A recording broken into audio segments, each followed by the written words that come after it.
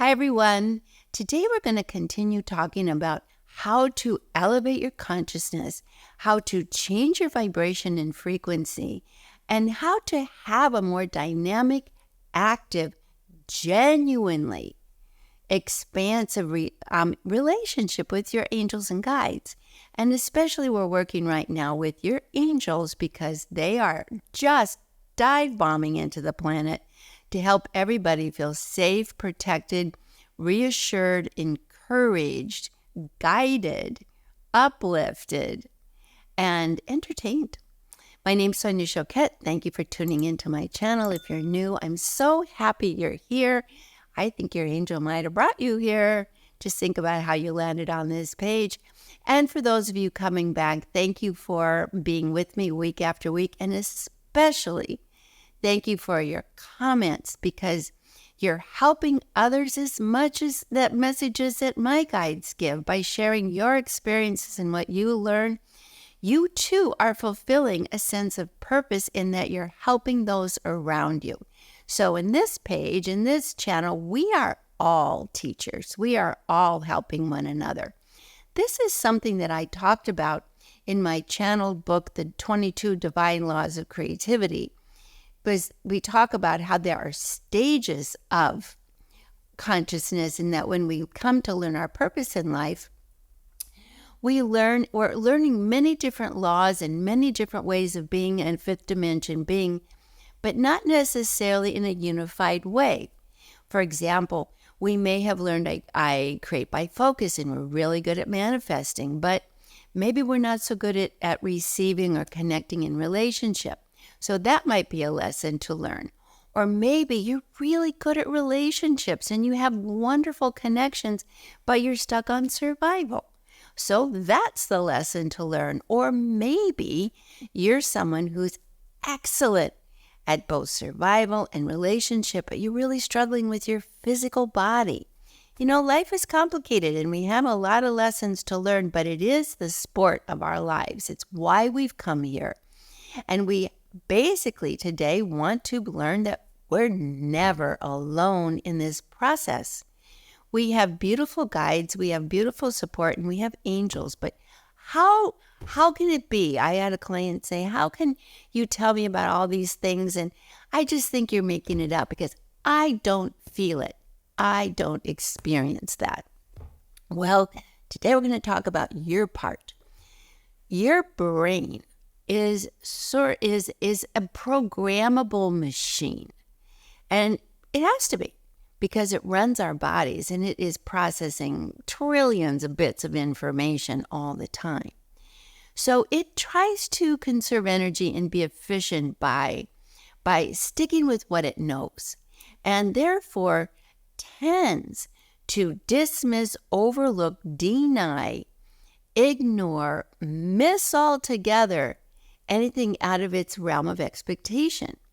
So you may have 1,000 angels and guides trying to help you, and they may even be getting in there and in fact bringing you benefits and connections and support. But if your brain is stuck on woe is me and I'm afraid and I'm angry and dark and upset, you're going to miss it. For example, I have a beautiful client that I just love, but who has been through a difficult upheaval in the last few years, moved, bought a new home, crossed the country, went through some renegotiation with her family who wasn't too happy about her choices, and consequently with the change of finances, went into a bit of a downward financial spiral. I'm recovering from COVID, so sorry if I sound a little froggy.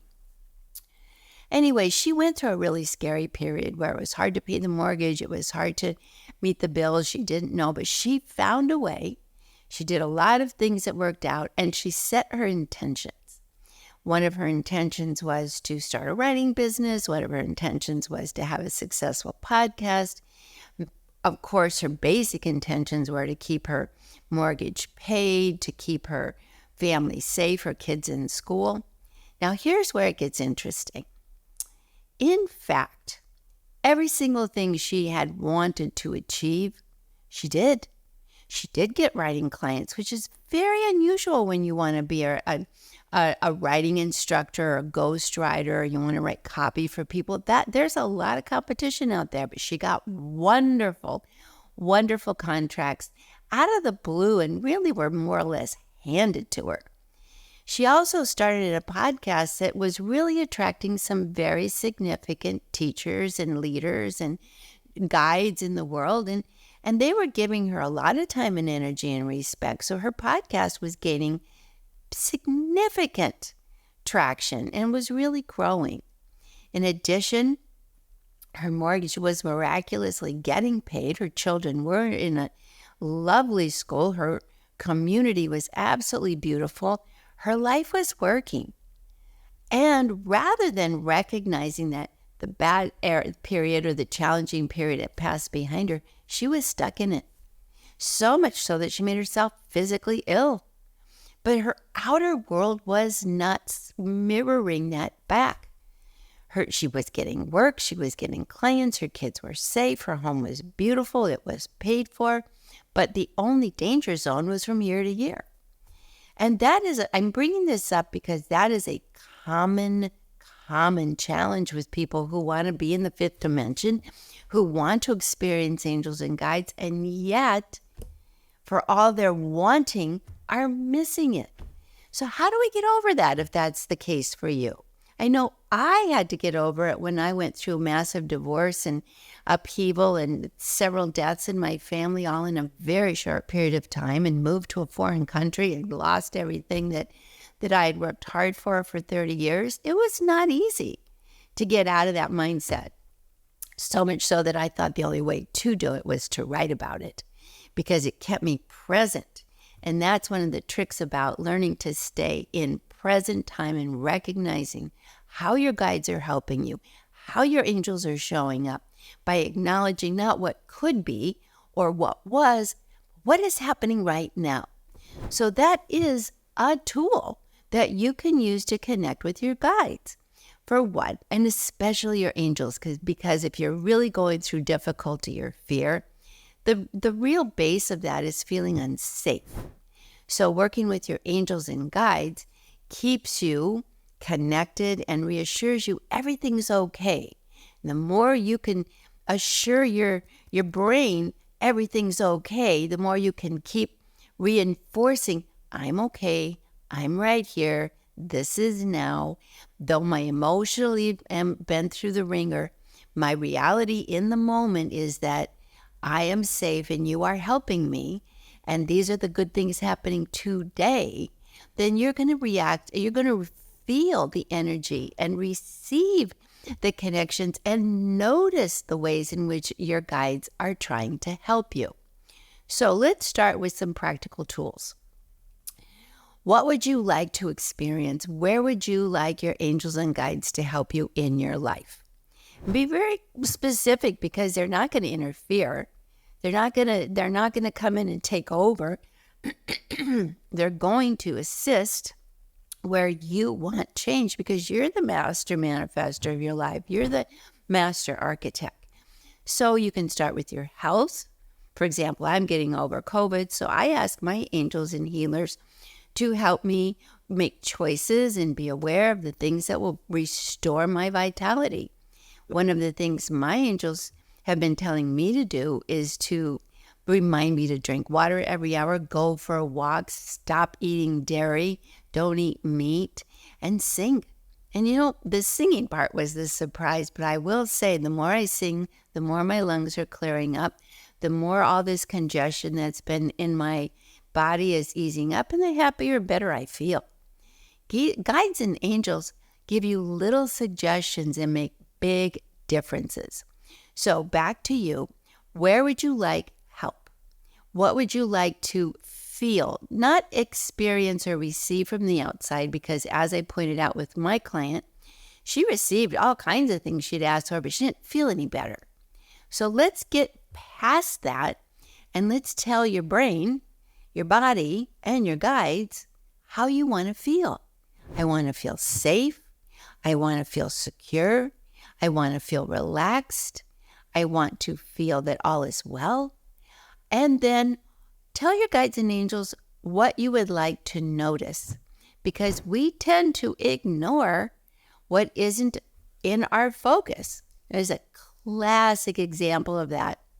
There's this basketball game going on, and everyone's being told to watch the basket. And in the middle of the court, a big orange gorilla suit guy in a gorilla suit walks in, and hardly anybody noticed because they're watching something else.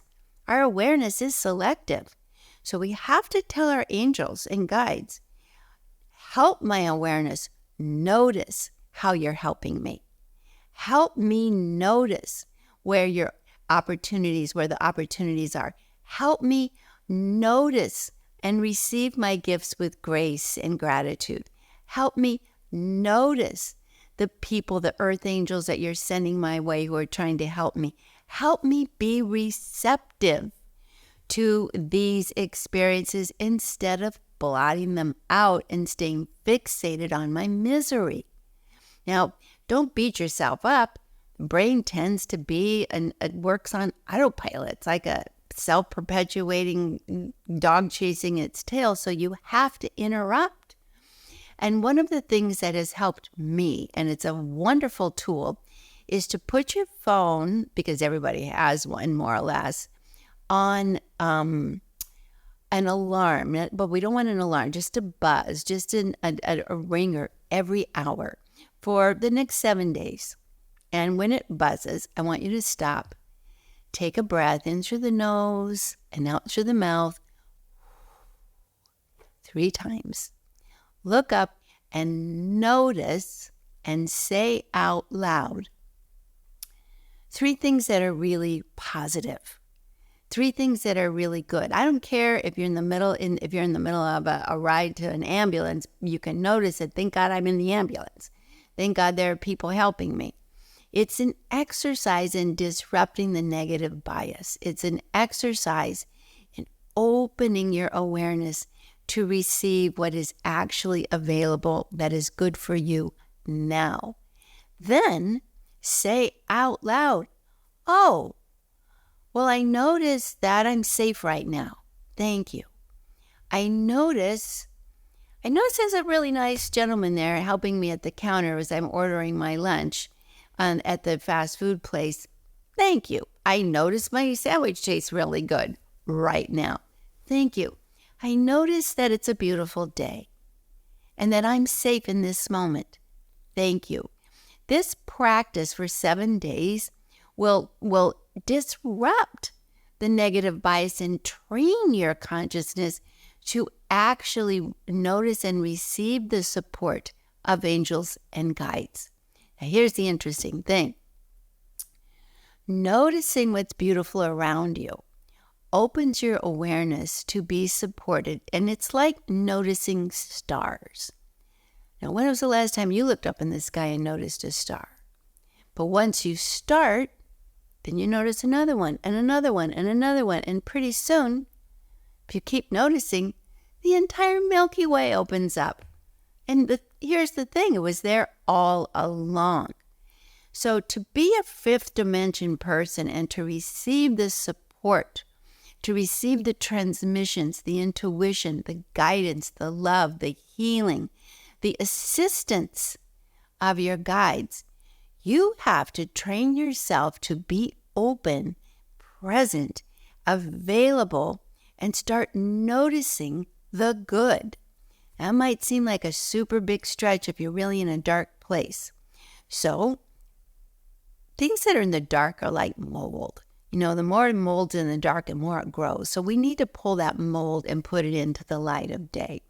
So it's okay to start naming the things you're fearful of. But then I want you to actually ask yourself, is this happening right now? And what is good about this if it is happening right now? What is the gift? What is the opportunity? What can I learn from this so that unpleasantness will go away? I have a client who had a terrible, terrible backache and went through a whole lot of different doctors and yoga instructors and Reiki and just couldn't get rid of this chronic kind of mid-back pain. And I said, well, notice what's good about it. Why is that back pain keep showing up? And what are you not noticing that maybe if you relax a little around that back pain, you would notice? And what he came to understand is that he truly felt in his job, because he produced events. He truly felt in his job no one had his back. He truly felt, he was convinced that if he wasn't doing everything, it wouldn't get done properly, even though he had a whole team. And he was so resentful. And he kept noticing how they failed and failed and failed and failed to live up to his expectations, and just created a vicious cycle. It's like, I can't relax. I got to do it myself. I can't trust anybody. It was quite a vicious cycle. And I said, well, maybe try this. And I know it's risky because you really want things to go well, but maybe show up to the production late. Let everybody do what they need to do. And if it's not a major production and there's not, your whole life on the line, just show up in a way that allows them to do their job. Because if you're in there playing gotcha for every effort, then they aren't going to mess up because you're projecting that they do mess up. Well, he was so pissed off that he did decide, I'm going to show up at the very last minute, kind of in a bit of a defiant way. Sort of, I'll prove to you all that I'm the only one that can do things. Well, here's the wild card. When he did show up very late, everybody was certainly concerned. They didn't know where he was, but everything that they were supposed to do, they did. Every single thing that he had been asking them to do was done properly. So with him out of the way, he noticed that these people really did want to help, were able to do their best, and if he got out of the way, they could. So he felt like his angels and guides gave him the courage to step aside, to let go of control, to let people step in and rise instead of him constantly telling them they weren't good enough. Well, he didn't get an immediate relief from his back, but it's 6 weeks into this new experience, and he says it's subsiding. He had learned to be this way for so long that it's subsiding. I told him not to ask his healer guides to come in and continue to further take the pressure off. Now, our guides work with us in the realities of our life. We keep expecting, ta-da, this big dramatic entry of some dynamic, glorious angel, but that would probably scare the crap out of us. We get help in subtle little ways that make a big difference. But the way our angels and guides help us, and especially our angels, are pointing our attention to things that we need to notice and allow and accept. And that takes our willingness to change our automatic outlook. So this week, I want you to have a fun little exercise. Every day, notice at least 3 times a day something wonderful.